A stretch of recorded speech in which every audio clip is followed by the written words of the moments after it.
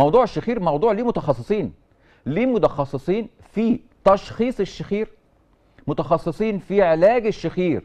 فعشان كده انا بنصح اي حد بيطلع صوت وهو نايم يتوجه لاقرب استشاري متخصص في علاج الشخير. ومش عايز اقول ان النهارده موضوع الشخير بقى ليه ناس محدده هي اللي بتشتغل فيه، مش اي حد انف واذن هو اللي بيشتغل في موضوع الشخير، ومش اي اماكن مجهزه تجهيز سواء كان باجهزه ليزر او اجهزه كشف على موضوع الشخير.